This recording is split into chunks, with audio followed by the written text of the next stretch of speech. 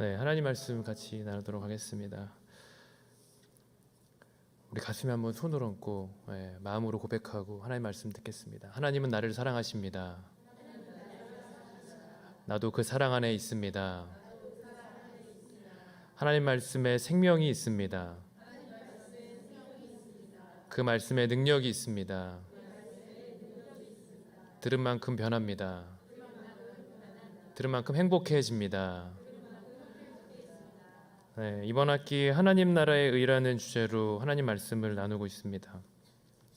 무슨 말씀을 나눌까 고민하고 기도하고 생각을 하다가 하나님께서 주시는 일상에서 우리가 찾아지는 비전에 대해서 말씀을 좀 나눌 마음을 주셔서 함께 오늘 그 말씀을 좀 나누려고 하는데요.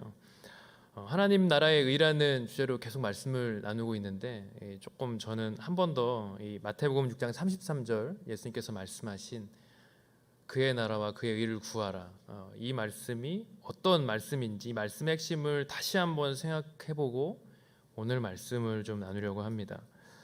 여러분, 마태복음 6장에 보면 예수님께서 기도에 대해서 말씀하시면서 걱정하지 말고 너희는 먼저 그의 나라와 그의 의를 구하라고 말씀을 하셨습니다.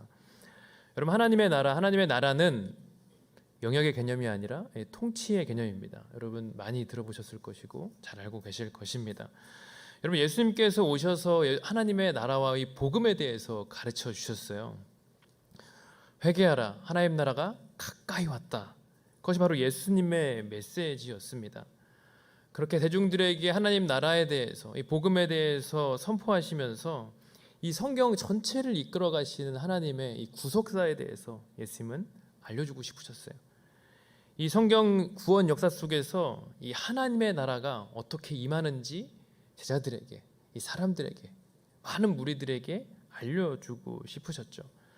그래서 여러분, 이 하나님의 나라는요, 헬라어로는 바실레이아라고 합니다. 그래서 하나님이 다스리시고 통치하신 나라를 말하는 것이죠. 근데 여러분, 이 성경이 말하는 메시지 중에 가장 중요한 메시지 중에 한 가지가 있어요. 그것은 뭐냐면 이 하나님이 다스리신 나라, 누가 왕이십니까? 하나님이 왕이시다. 따라하겠습니다. 하나님은 왕이시다. 네. 예수님은 그거를 알려주시고 싶으셨어요. 하나님 나라에 왕이 한 분 계신데 그분은 바로 하나님이시다. 하나님이 왕이시다.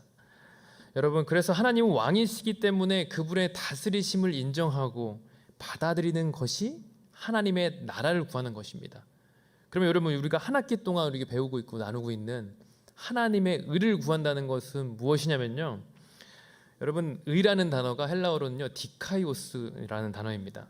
인간의 도덕적인 착함, 이 정직, 이것을 말하는 단어가 아니고요, 하나님의 관점에서 하나님의 성품을 말해요. 여러분, 하나님께서 우리에게 칭의를 해주십니다. 칭의가 뭐냐면 너는 의롭다, 깨끗하다. 이 재판적인 용어입니다. 재판에서 땅땅땅 당신 의롭습니다 할 때 그 의롭다는 게 칭의입니다. 의롭다고 부르는 것. 하나님께서는 우리를 의롭다고 부르시고요, 그리고 나중에는 그 구원받고 의롭게 된 하나님의 백성이 성화에 이르게 하십니다. 거룩하게 된다고요. 여러분, 그래서 하나님의 의를 구한다는 건 뭐냐면 하나님의 의가 내 안에 있기를 소망해서 내가 구원받고 거룩해지기를 소망한다고, 바란다는 것입니다. 그래서 성경사전에 하나님의 의를 찾아보면 이렇게 나와 있어요. 우리가 같이 한번 띄워주시면 같이 한번 읽도록 하겠습니다. 안 나와요? 나오네요. 네. 읽겠습니다. 시작. 하나님의 의, 구속사 속에서 인간을 하나님의 백성으로 살게 하는 힘. 네. 여러분, 조금 어려운 말인데, 인간을 구속사 속에서 하나님의 백성으로 살게 하는 힘이다. 그냥 심플하게 얘기한다면요, 하나님의 기준에서 이 구원받은 백성들이 이 내 뜻이 아닌 이제 하나님의 뜻을 구하며 산다는 것이 바로 하나님의 의를 구하는 것입니다. 여러분, 오늘 우리가 하나님의 의를 구하는 이 시간이 되기를 주님의 이름으로 축복합니다. 그래서 오늘 우리가 말씀을 나누는 부분은요, 요즘 우리가 묵상하는 창세기 속에서 이 하나님의 구원의 역사 속에서 이 가장 중요한 인물, 하나님 나라를 시작하는 믿음의 조상으로 불리우는 이 아브라함에 대해서 말씀을 좀 나누려고 합니다. 두 가지 메시지를 함께 나누려고 하는데요, 첫 번째 메시지는 일상에서 비전을 찾다라는 것입니다. 오늘 본문 창세기 18장 말씀인데요. 좀 배경을 좀 설명을 드리고 말씀을 계속 이어가려고 합니다. 여러분 창세기 17장을 보면 창세기 말씀에서 굉장히 유명한 장이에요. 하나님께서 아브라함에게 나타나셔서 이 아브라함의 99세 때 다시 언약을 주시는 말씀이에요. 우리 17장 5절 먼저 한번 읽도록 하겠습니다. 17장 5절 시작. 이제 더 이상 내 이름이 아브람이라 불리지 않을 것이다. 내 이름은 아브람이라 불릴 것이다. 내가 너를 많은 나라들의 조상으로 삼았기 때문이다. 아멘. 하나님께서 아브람을 수많은 이 민족 중에 나라의 조상으로 세우시면서 말씀하시는 것이죠. 이제 아브람이 아니라 아브라함이야. 여러분 아브라함은 무슨 뜻이냐면 큰 아버지라는 뜻입니다. 큰 아버지. 근데 아브라함으로 바꿔주십니다. 아브라함은 여러 민족의 아버지, 열국의 아비를 의미합니다. 여러분 사라도 마찬가지죠. 사레였는데 이 사라로 바꿔주시면서 열국의 어미가 되게 할 것이다. 그리고 내 아내 사라가 아들을 낳을 것이다. 그 아들의 이름을 이삭이라고 하여라. 하나님께 주시는 약속의 말씀. 그리고 이삭과 언약을 세우시고 그 뒤에 올 자손을 위해서 또 영원한 언약을 세울 것이다. 여러분 이것이 바로 아브라함에게 주시는 이 99세 때의 약속의 재확인이었습니다. 여러분 이렇게 하나님께서는 약속을 하시고요. 이 약속의 표징을 주셨어요. 그것이 뭐냐면 다 할례를 받게 하시는 거예요. 모든 남자가 다 할례를 받게 하십니다. 여러분 한번 생각해 보겠습니다. 창세기 12장에서 아브라함이 75세였어요. 하나님께서 말씀하셨죠. 너를 불러서 이 복의 근원이 되게 할 것이다. 복의 통로가 되게 할 것이다. 내가 지시할 땅으로 가거라. 그때가 75세였어요. 그래서 아브라함의 부르심이 시작되었고 이 창세기 17장까지가 17장에 아브라함이 99세의 이야기가 기록되어 있습니다. 여러분 12장에서 17장까지 몇 년이 흘렀죠? 99에서 75를 빼면 안 나오세요? 24년입니다. 이 5장에 24년이에요. 그런데 여러분 오늘 본문이 18장입니다. 18장 말씀인데 이 18장은요 아브라함이 99세 때 일을 기록한 거예요. 근데 여러분 아브라함이 몇 살 때 이삭을 낳나요? 네, 100살 때 이삭을 낳습니다. 근데 창세기 21장에 기록되어 있어요. 여러분 창세기 저자 모세는요 이 18장부터 21장까지는 굉장히 천천히 이 하나님의 구원의 스토리를 진행시키십니다.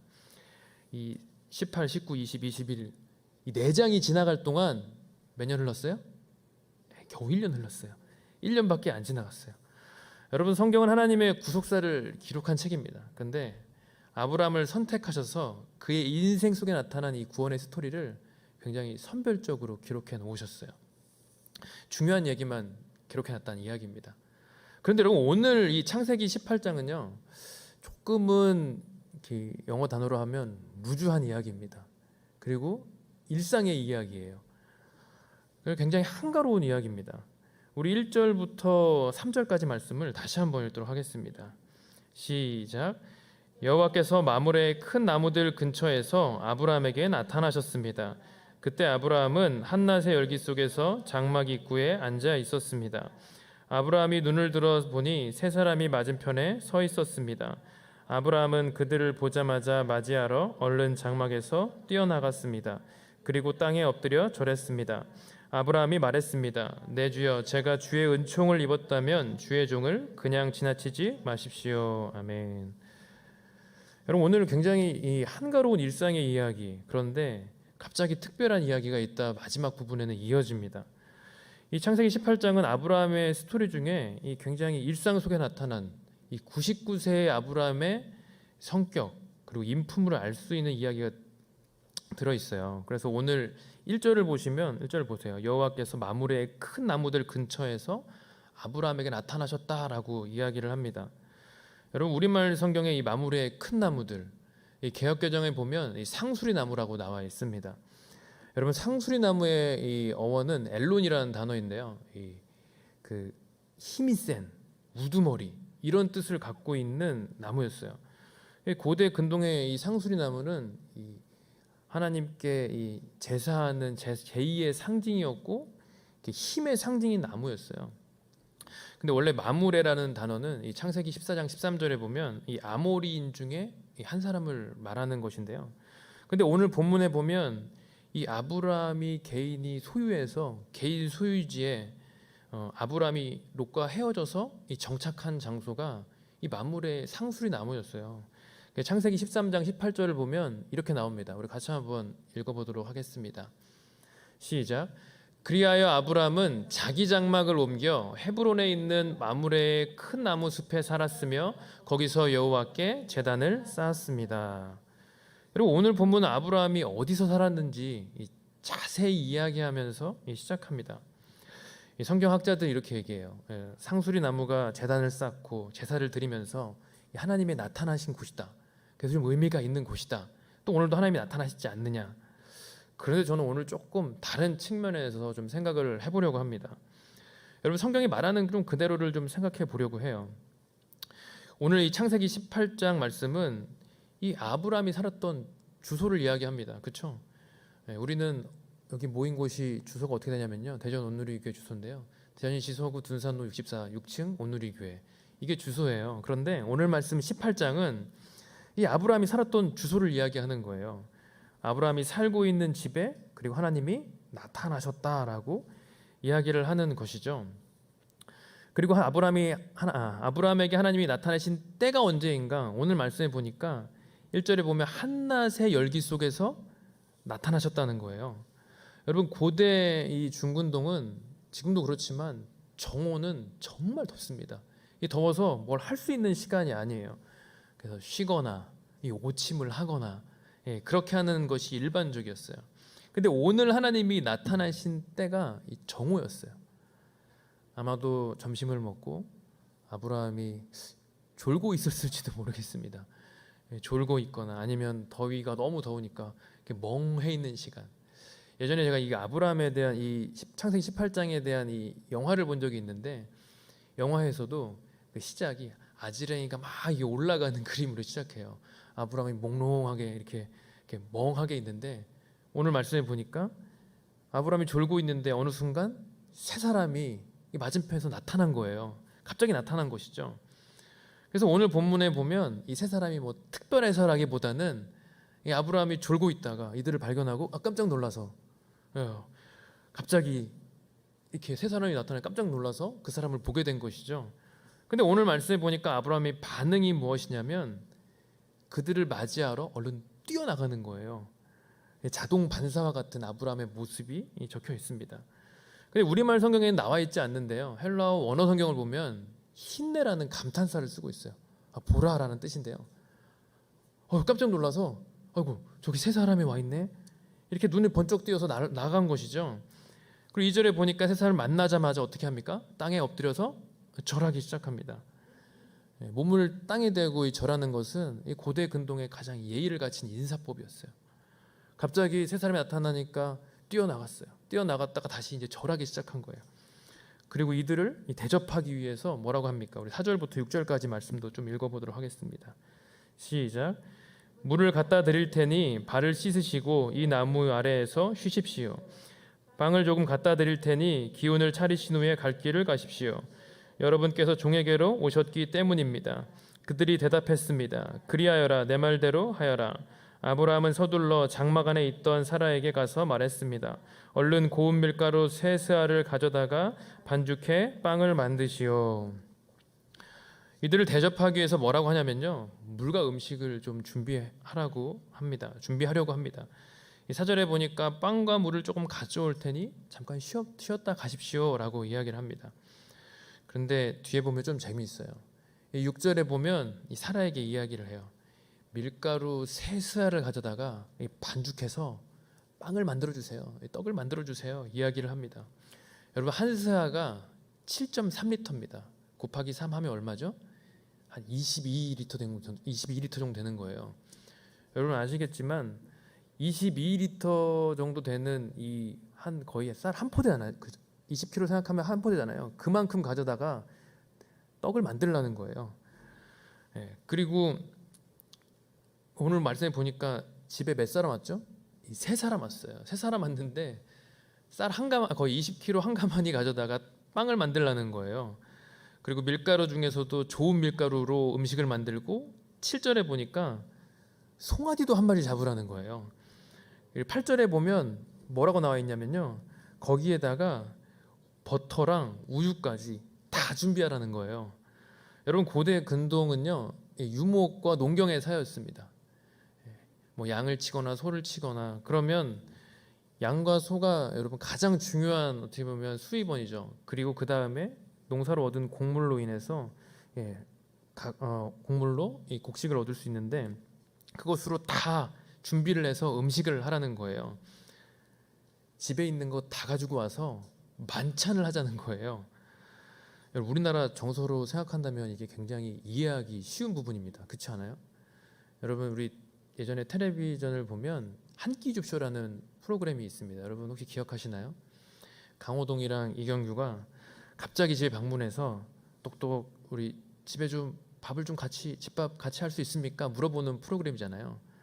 그러면 늘 이렇게 집주인들은 얘기를 해요. 저희 집에 요거밖에 없는데 괜찮으시겠어요? 뭐 라면밖에 없는데 괜찮으시겠어요?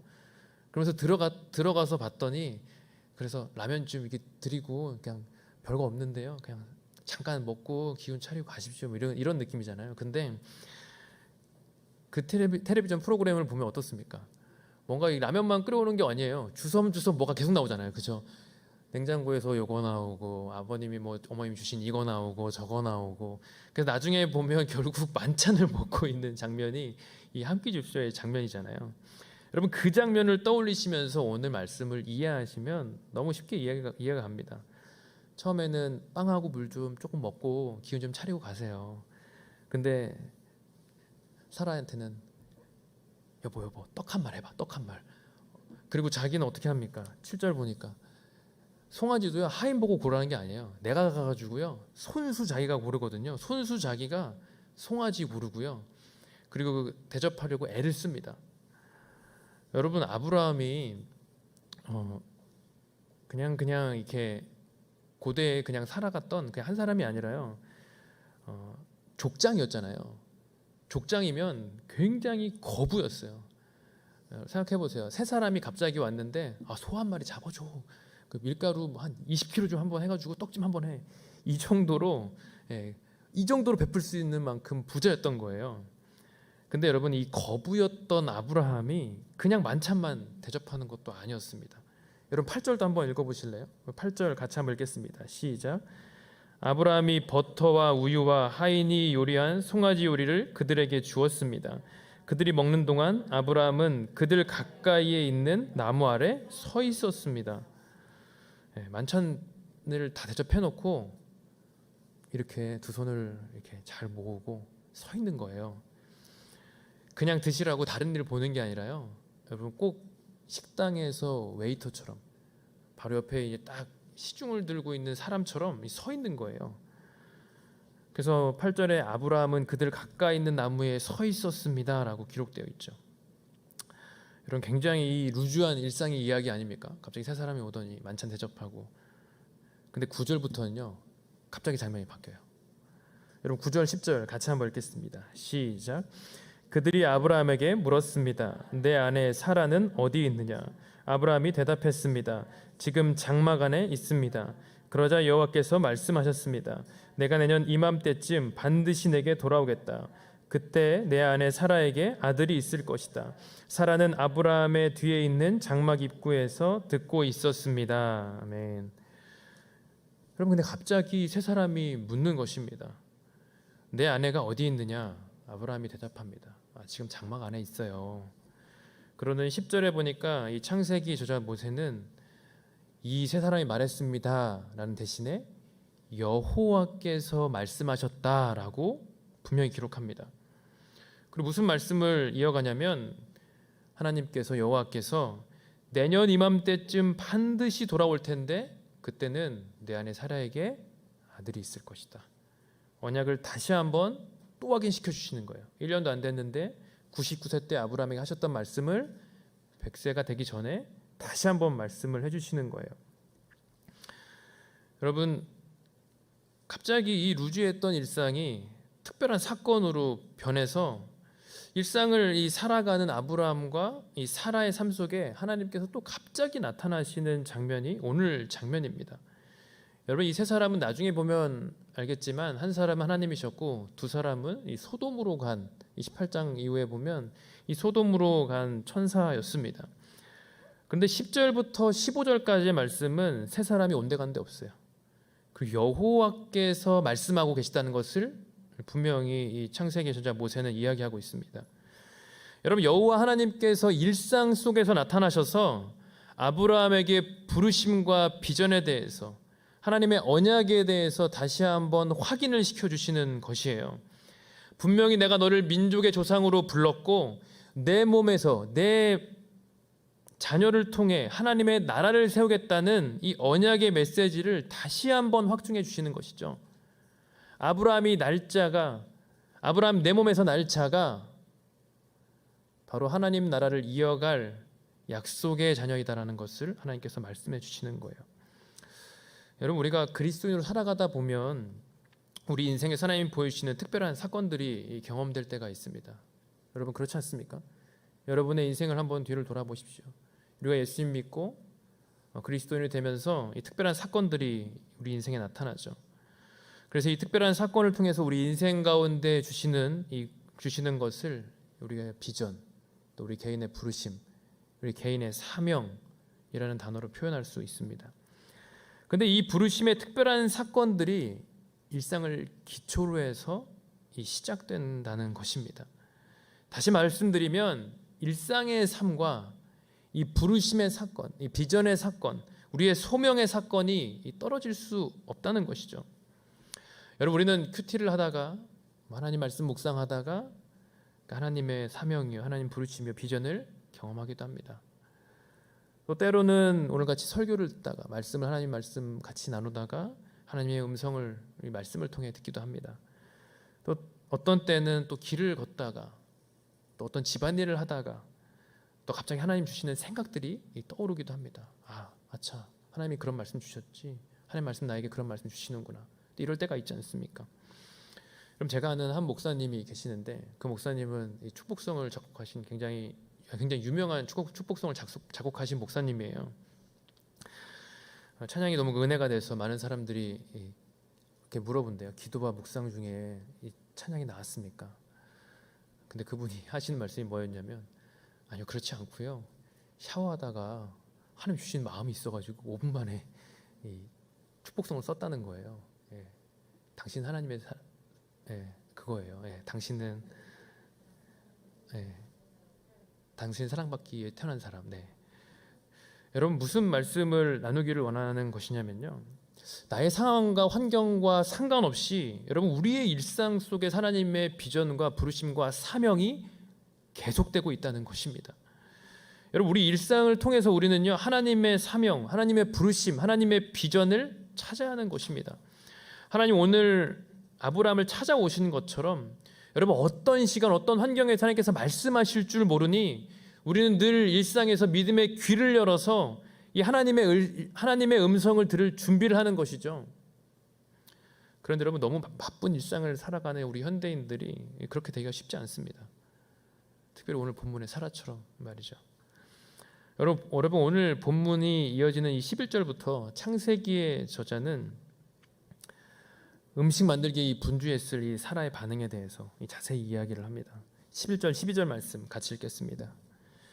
시작. 아브라함과 사라는 이미 나이가 많아 늙었고 사라는 아이를 낳을 수 있는 시기가 지난 상태였습니다. 그래서 사라는 속으로 웃으면서 말했습니다. 내가 이렇게 늙어서 기력이 없고 내 주인도 늙었는데 내게 과연 그런 기쁜 일이 있겠는가? 여러분, 아브라함과 사라는 이미 나이가 많아 늙었습니다. 사라는 아이를 낳을 수 없는 상태였다고 오늘 말씀은 이야기를 합니다. 개역개정은 아주 명확하게 여성의 생리가 끊어진 상태였습니다 라고 이야기를 합니다. 창세기 17장에 보면 여러분, 하나님께서 99세 때에 나타나셨을 때 아브라함은 이렇게 반응합니다. 얼굴을 땅에 대고 엎드려 웃었다고 이야기를 합니다. 창세기 17장 17절입니다. 우리 같이 한번 읽겠습니다. 시작. 아브라함이 얼굴을 땅에 대고 엎드린 채 웃으며 속으로 말했습니다. 100살이나 먹은 사람이 과연 아이들을 낳을까? 사라가 90살인데 아이를 가질 수 있을까?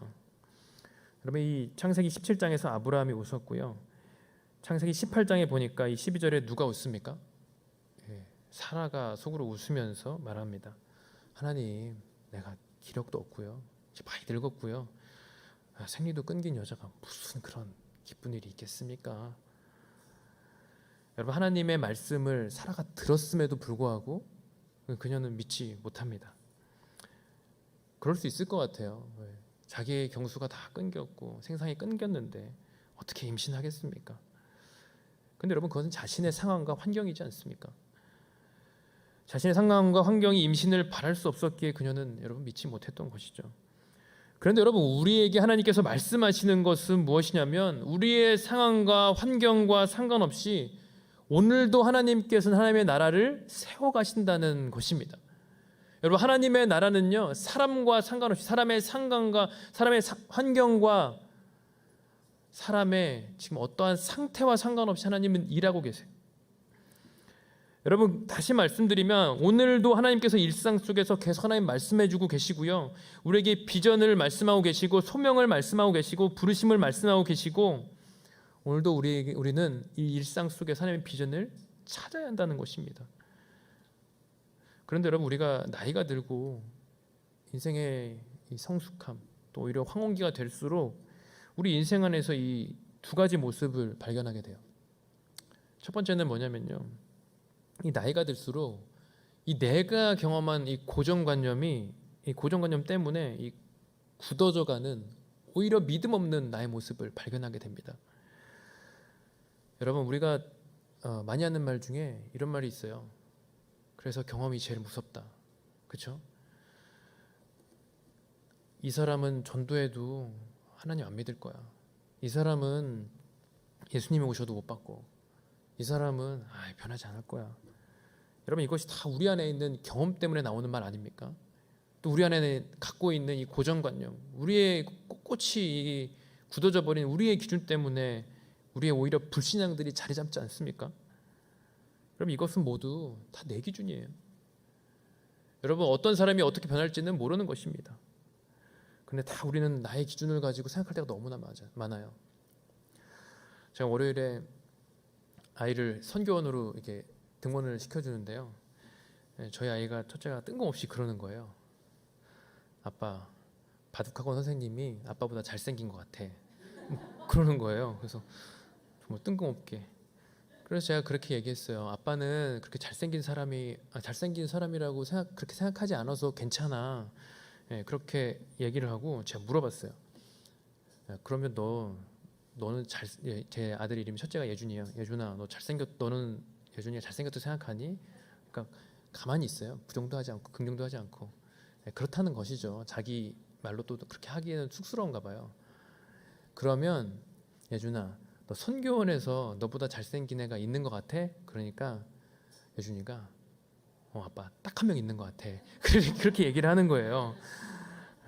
그래서 제가 알려줬어요. 야, 그거 잘생겼다고 생각하는 거는 네 기준이잖아. 너가 그렇게 생각하기 때문에, 그렇게 너가 잘생겼다고 생각하기 때문에 너보다 잘생긴 사람이 한 명 더 있다고 생각하는 거잖아. 그렇게 제가 얘기를 해줬어요. 그러면서 야, 우리 모두는 다 똑같이 생긴 사람이 없어. 쌍둥이도 다 조금씩은 다르게 생겼어. 그렇지만 하나님께서 다 특별하게 만드셨고 하나님의 형상대로 만들어 주셨기 때문에 다 정말 하나님의 걸작품이고 다 하나님의 형상이야, 이렇게 설명을 해줬어요. 그리고서는 너 그렇게 네가 가진 기준으로 생각하면 안 되고, 네가 가진 기준으로 판단하면 안 돼. 하지만 예준이는 아빠 아들이라서 너무나 멋지고 너무나 좋아라고 이렇게 하고 이렇게 대화를 마무리했어요. 여러분, 어린 아이들도 자기의 기준으로 이렇게 판단하고 생각합니다. 여러분, 우리는 어떻습니까? 수많은 인생의 시간들을 거쳐오면서 우리가 판단하는 거예요. 하나님 안 돼요. 하나님 이거 어떻게 돼요? 하나님을 오히려 비웃으면서 얘기하지 않습니까? 그런데 여러분, 오늘 하나님께서 우리의 일상의 시간 가운데 말씀하십니다. 경험이 아니고 부르심이야. 경험이 아니고 사명이야. 경험이 아니고 비전이야. 여러분, 하나님의 나라는요, 우리를 부르신 하나님의 부르심과 비전과 소명 안에 있는 줄로 믿습니다. 같이 한번 따라하겠습니다. 하나님의 나라는 우리를 부르신 비전 안에 있습니다. 아까도 말씀드린 것처럼 통치의 개념입니다. 하나님께서 우리를 온전히 다스리시고 우리를 붙드시고 계실 때 내 안에서 하나님 나라가 임하는 것이죠. 또 내가 전하는 복음을 통해서 다른 믿지 않는 사람들에게 하나님 나라가 임하는 것이죠. 여러분, 하나님 나라는 우리 일상을 살아가는, 그리고 하나님께 찾아오시는 이 비전 안에 있는 줄로 믿습니다. 그래서 우리는 이 비전 안에서 우리 일상 속에서 매일매일 그 비전을 찾아가는 것입니다. 그렇게 비전을 일상 속에 찾아가는 우리 모두가 되시기를 주님의 이름으로 축복합니다. 두 번째 메시지를 또 나누려고 합니다. 두 번째 메시지는 그럼에도 불구하고 하나님 나라를, 하나님의 의를 구하라는 것입니다. 여러분, 다시 한번 따라해 주시겠습니까? 그럼에도 불구하고 하나님 나라의 의를 구하라. 여러분, 우리가 나이가 들수록 또 한 가지 감사한 사실이 있어요. 그것은 뭐냐면 이 한 가지 사건 때문에 일희일비하지 않을 수 있다는 것입니다. 그것이 바로 이 두 번째 메시지인데요. 오늘 본문의 이 사라의 모습은 이 불신앙의 모습이었다면, 여러분, 아브라함의 모습은 또 반대로 나타납니다. 여러분, 아까 자세히 설명드린 것처럼 99세 아브라함은 이 갑자기 나타난 이 세 사람, 한 하나님과 한 분 하나님과 이 두 천사를 극진히 대접합니다. 여러분, 사실 그 세 사람이 처음부터 하나님과 두 천사로 알아보았기 때문에 그렇게 극진히 대접한 것이 아니었습니다. 히브리서 13장 2절 말씀을 같이 한번 읽겠습니다. 같이 읽을까요? 시작. 나그네 대접하기를 소홀히 하지 마십시오. 어떤 사람들은 나그네를 대접하다가 자기도 모르게 천사들을 대접했습니다. 아멘. 여러분, 히브리서 말씀은 이야기를 합니다. 나그네 대접하기를 소홀히 하지 마십시오. 어떤 사람들은 나그네를 대접하다가 자기도 모르게 천사를 대접했다. 여러분, 99세 때 아브라함의 모습은요, 이 겸손하고 오히려 자기를 낮추어 엎드려 절하면서 종의 모습을 가져서 이 세 사람을 극진히 환대하고 섬겼습니다. 그리고 아까 말씀 나눈 것처럼 이 10절에서 하나님께서 말씀하셨을 때 내년 이맘때쯤 반드시 돌아올 것이다. 그리고 약속의 자녀를 너에게 줄 것이다 라는 말씀을 듣고 이 아브라함은 웃지 않아요. 17장에서 웃었잖아요. 18장에서 웃지 않아요. 물론 아브라함의 어떠한 반응이 정확하게 기록된 것은 아닙니다. 근데 저는 웃지 않았을 거라고 확신합니다. 왜냐면요, 이 창세기의 저자는 사라의 모습이 웃는 모습, 사라의 웃는 모습을 통해 사라의 불신앙을 이야기를 합니다. 근데 이 18장 이야기를 계속 읽어보면 이 18장의 아브라함의 모습이 신앙인의 모습이 있어요. 정말 하나님을 붙잡는 모습이 있어요. 뭐냐면 아브라함의 모습이 18장에서 아브라함에게 하나님께서 언약을 다시 말씀해 주셨을 때 아브라함은 이 소돔을 위해 이 중보기도하는, 하나님 50명이 있으면 이 소돔을 멸망시키지 않겠습니까? 45명이 있으면 30명, 20명, 10명이 있으면 하나님이 소돔 땅을 멸망시키지 않으시겠습니까? 계속 하나님께 요청하며 기도하며 기도로 매달리는 아브라함의 모습이 있다고요. 그래서 아브라함에게 하나님께서 이렇게 말씀하세요. 이 18장 이 17절부터 19절 말씀인데요. 우리 같이 한번 읽어보도록 하겠습니다. 중요한 말씀이라서 같이 읽겠습니다. 시작. 그때 여호와께서 말씀하셨습니다. 내가 지금 하려는 일을 아브라함에게 숨기겠는가? 아브라함은 분명히 크고 강한 민족이 될 것이며 땅의 모든 나라들이 그를 통해 복을 받게 될 것이다. 내가 아브라함을 선택한 것은 아브라함이 그의 자녀와 그의 집안 자손들에게 명해 여호와의 길을 지켜 의와 공의를 실천하게 하기 위한 것이다. 그리하여 나 여호와가 아브라함에게 말한 것을 그를 위해 다 이루고자 하는 것이다. 아멘. 여러분, 아브라함에게 하나님께서요 세세하게 말씀하세요. 17절에 보니까 이렇게 말씀하셔요. 내가 지금 하려는 일을 아브라함에게 숨겠는가? 여러분, 아브라함이 계속 이 소돔의 멸망에 대해서 하나님과 계속 이야기를 했잖아요. 기도하면서 하나님 멸망시켜 주지 말아 주십시오. 50명, 45명. 그러니까 아브라함에게 하나님께서 말씀하시는 거예요. 야, 내가 이 언약의 백성 나의 믿음의 조상으로 세운 이 아브라함에게 뭘 숨기겠어. 계속 아브라함과 대화하고 있으신 거예요. 그래서 아브라함에게 말씀하시면서 이렇게 정말 격려해 주시는 거예요. 내가 아브라함 너 선택한 것은 너의 자녀 집안의 자손들이 여호와의 길을 지켜서 의와 공의를 실천하게 하기 위한 것이다. 아브라함 내가 하나님의 의를 구하게 하기 위한 것이다. 너 세워서 내 뜻 하나님의 뜻이 너의 인생을 통해 이루어지는 것을 내가 원해 라는 것을 하나님께서 말씀해 주시는 거예요. 여러분, 하나님께서 자신의 일을 정말 자신의 계획을 자신을 믿지도 않는 사람에게 어떻게 보여주시겠습니까? 여러분, 아브라함이 하나님을 믿었기 때문에 여러분 하나님께서는 보여주신 거예요. 여러분, 사라가 웃었지만 아브라함은요 언약의 말씀을 듣고 웃지 않았을 것입니다. 웃지 않았기 때문에 분명하게 말씀해 주신 거예요. 이제는 아브라함이 믿었기 때문에 오히려 소돔을 위해서 중보기도 하는 이 아브라함의 신앙인의 모습을 보면서 하나님께서는 언약을 믿는 아브라함과 대화하시면서 말씀하신 거예요. 그래서 아브라함에게 하나님의 뜻과 계획을 분명히 보이시는 것이죠. 여러분, 하나님의 의가 뭐라고 말씀을 드렸나요? 다시 한번 하나님의 의 한번 띄워주실 수 있으세요? 네. 같이 한번 읽어볼까요? 다시 한번 읽겠습니다. 시작. 구속사 속에서 인간을 하나님의 백성으로 살게 하는 힘.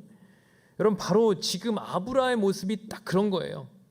이 구원의 역사 속에서, 하나님의 구원의 역사 속에서 하나님의 나라를 세우고자 하는 하나님의 마음을 알고 이제는 그 약속을 믿고 기도하는 모습. 하나님의 백성으로 내가 살아가겠습니다. 믿음의 조상으로 하나님이 세우셨으니 그 말씀 믿고 내가 이제 살아가겠습니다. 웃지 않겠습니다라고 결단하면서 이 살아가는 모습이 바로 이 아브라함의 모습이었던 거예요. 여러분, 믿음은 무엇입니까?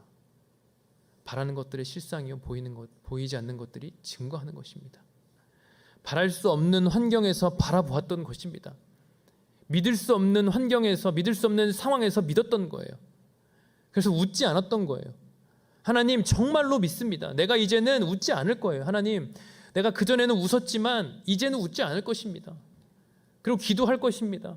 하나님 나라가 이루어질 것을 소망하면서 기도할 것입니다 라고 아브라함이 기도했던 거예요.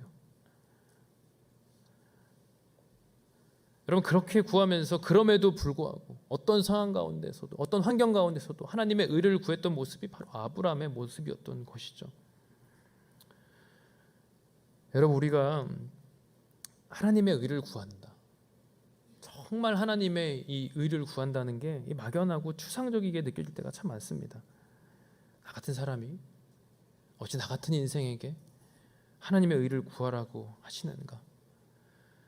여러분, 설교자인 저에게도 동일합니다. 어찌 나 같은 사람을 주의 종으로 부르시고 어찌 나 같은 인격에게 주의 말씀을 전하라고 하시는가? 여러분, 저도 저를 보면 한심스러울 때가 너무나 많고요. 저의 연약한 모습을 돌아볼 때 어찌 나를 이 설교자로 살게 하시는가? 하나님의 생각과 계획을 정말 물음표를 던질 때가 많습니다. 그런데 여러분, 하나님께서는요, 사람이 위대해서 사용하시는 것이 아니라 하나님이 위대하셔서 하나님의 사람을 사용하시는 것인 줄로 믿습니다. 그리고 하나님께서 아까 전에 말씀드린 것처럼 여호와께서 왕이시기에 그의 나라를 세워가시면서 하나님 백성을 통해서 그의 나라를 계속 이어가게 하시는 것입니다. 여러분, 오늘 아브라함이 오늘 본문에서는요 성숙한 신앙인의 모습이에요. 근데 또 조금 지나면 무슨 모습 보여주는지 아세요? 아비멜렉 앞에서 저 여자 내 여자 아니에요. 저 사람 내 아내 아니에요. 또 이런 모습이 이 아브라함의 모습이에요. 한 번도 아니고 두 번입니다. 여러분, 사라는 어떤 이런 사람을 보고 남편이라고 자기 주인이라고 이야기를 합니까? 그런데 여러분, 사라는 또 어떻습니까? 오늘 말씀 보면 14절 15절 한번 읽어보시겠어요? 또 하나님이 두려워가지고 거짓말하지 않습니까? 14절 15절 같이 읽겠습니다. 시작. 여호와께 어려워서 못할 일이 있겠느냐? 내가 내년 이맘때쯤 곧 정해진 때에 내게 돌아올 것이며 사라에게 아들이 있을 것이다. 사라는 두려워서 거짓말을 했습니다. 저는 웃지 않았습니다. 그러자 여호와께서 말씀하셨습니다. 아니다, 내가 웃었다. 하나님 저 웃지 않았습니다. 아니, 하나님 저 안 웃었어요. 아니야, 너 웃었어. 내가 알고 있거든. 여러분 무슨 말씀입니까? 하나님이 살아와 무슨 지식게임 하고 계신 것입니까? 그렇지 않아요. 하나님 다 알고 계신다는 거예요. 하나님이 다 알고 계신다는 것을 사라에게 말씀하고 계시는 거예요. 여러분 하나님이 저의 연약함도 아시고요. 여러분의 연약함도 아세요. 근데 하나님은 그것을 아시기에 우리에게 또 다시 한번 물어보세요. 우리 마음 깊숙이 있는 그 물어보세요. 오늘 말씀 묵상하면서 예수님 베드로에게 물었던 질문이 생각났어요. 베드로야, 내가 너를 사랑하느냐? 내가 나를 사랑하느냐? 3번이나 물으셨어요. 베드로야, 내가 나를 사랑하느냐? 예수님께서 마지막 말씀하시잖아요. 그래, 내 양을 먹이라. 그럼 이것이 베드로의 고백이었어요. 주님, 내가 당신을 사랑하는 줄 당신이 아십니다. 그 베드로에게 말씀하시는 거잖아요. 내 양을 먹여라. 여러분 우리의 고백이지 않습니까? 부끄러운 모습에도 불구하고 우리 마음 깊은 곳에 그 마음이 있어요. 하나님, 내가 주님 사랑합니다. 그럼에도 불구하고 늘 함께 하시는 주님 사랑합니다. 이 말씀 묵상하면서 하나님께서 그 마음을 주시는 거예요. 우리의 부족한 모습에도 불구하고 우리에게 정말 하나님께서 주시는 마음, 그 하나님의 의를 부어주셔서 우리가 고백할 수 있게 하시는 거예요. 하나님, 내가 하나님 사랑합니다. 내가 이렇게 부족한 이 불신앙의 모습 늘 갖고 있는데도 그래도 하나님, 내가 하나님 사랑합니다. 하나님은요, 그게 하나님의 의라고 말씀하세요. 그 마음이 하나님의 의라고 말씀하시는 거예요. 그래, 그거 구해. 하나님 사랑한다고 네가 이야기하고 고백하고, 하나님 내가 그게 부르심입니다 라고 고백하면 하나님 그거 찾으라고 말씀하세요. 하나님 사랑하는 마음으로 봉사하고, 하나님 사랑하는 마음으로 전도하고, 하나님 사랑하는 마음으로 예배하고, 하나님 사랑하는 마음으로 기도하고. 사랑하는 여러분, 하나님의 의를 구하는 우리 모두가 되기를 주님의 이름으로 축복합니다. 그래서 여러분, 하나님의 나라가 여러분의 인생 가운데, 일상 가운데 계속되시기를 주님의 이름으로 축원합니다.